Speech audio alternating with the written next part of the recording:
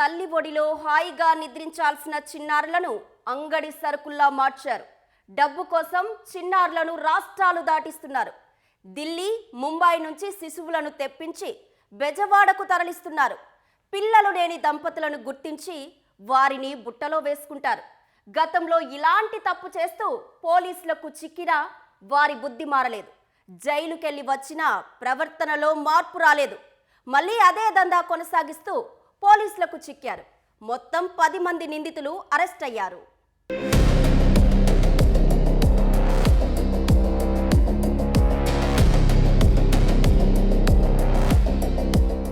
ఉత్తరాది రాష్ట్రాల నుంచి పిల్లలను కొనుగోలు చేసి ఏపీలో విక్రయిస్తోన్న ముఠా ఆట కట్టించారు విజయవాడ పోలీసులు.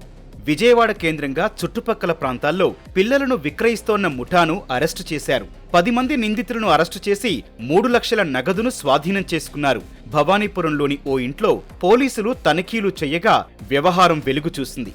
5 చిన్నారులను రక్షించారు. వీరిలో అప్పటికే 2 విక్రయించారు. వీరు మొత్తం 5 మందిలో 2 పిల్లల్ని 2 గర్ల్స్ని ఢిల్లీ నుంచి తీసుకురావడం జరిగింది. సో ఢిల్లీలో కిరణ్ శర్మ మరియు భారతి అనే వాళ్ళు 2 ఉన్నారు. ఈ కిరణ్ శర్మ భారతి దగ్గర వాళ్ళు అక్కడి నుంచి సరోజిని అనే లేడీకి వాళ్ళు అమ్ముతారు. ₹1,00,000కి కొనుక్కొని చేసి సరోజిని ఇక్కడ 4 లక్షల 5 లక్షలకి అమ్ముతుంటుంది. ఆ సందర్భంలో ఫస్ట్ బేబీని ఢిల్లీ నుంచి తీసుకొచ్చి కిరణ్ శర్మ భారతి దగ్గర నుంచి తీసుకొచ్చి ఈ సరోజిని ఆమెకి అమ్మడం జరిగింది. రెండో బేబీ ముంబై నుంచి సతీష్, కవిత, సూర్య అని 3 ఉన్నారు. సో వీళ్ళు ముంబై చుట్టుపక్కల ప్రాంతాల్లో ఈ చిన్నపిల్లలను కొంటారు. వారి దగ్గర నుంచి సరోజిని ₹1,00,000కి కొనుక్కొని సరోజిని షేక్ భాషావలి, ఇతను సత్యనపల్లికి సంబంధించిన షేక్ భాషావలి అనే అతనికి ఇవ్వడం జరిగింది. మూడో బేబీ కూడా ఈ బేబీ కూడా ముంబైకి సంబంధించిన బేబీ. ఈ బేబీని కూడా సతీష్, కవిత, సూరి అనే ముంబైకి చెందిన గ్యాంగ్ ఎవరైతే ఉన్నారో వీరు నందిని అనే ఆమెకు అమ్మ చూపారు. ఆ నందిని నుంచే మనం నిన్న భవానీపురం ఏరియాలో రెస్క్యూ చేయడం జరిగింది. ఆమెను అరెస్ట్ చేసి ఆమె దగ్గర నుంచి బేబీని రెస్క్యూ చేయడం జరిగింది. సో 4వ బేబీ మళ్ళీ గర్ల్ బేబీ. సో ఢిల్లీకి చెందిన కిరణ్ శర్మ భారతి నుంచి ఈ సరోజిని కొని ఈ సరోజిని ఫరీనా, వంశీ కిరణ్ అనే 2కి ఇచ్చింది. వీళ్ళు మళ్ళీ మనీ అనే వానికి ఇచ్చారు. 5వ బేబీ మళ్ళీ girl baby, she is from Mumbai. 4వ బేబీ ఢిల్లీ, 5వ బేబీ ముంబై. సో ముంబైకి చెందిన సతీష్, కవిత, సూర్య దగ్గర నుంచి ఈ సరోజిని అని ఆమె సరోజిని పత్తి శ్రీనివాస్ అనే అతనికి అమ్ముతుంది.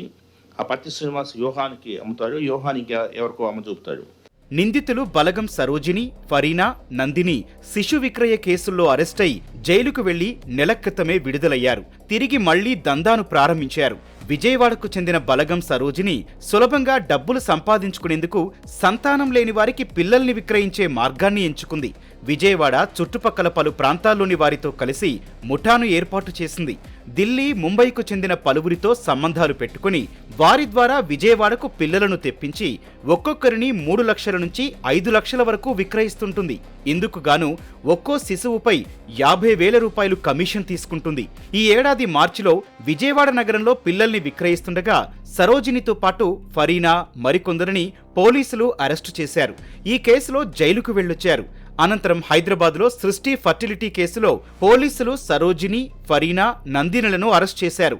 సరోగసి, ఎగ్ డోనార్స్తో మాట్లాడి వీరు డాక్టర్ నమ్రత వద్దకు తీసుకెళ్లేవారు. ఈ కేసులోనూ జైలుకు వెళ్లారు. నెల రోజుల క్రితం వీరు విడుదలయ్యారు. అయినా తీరు మార్చుకోక తిరిగి దందా ప్రారంభించారు. నందిని అనే lady she is accused in that case also.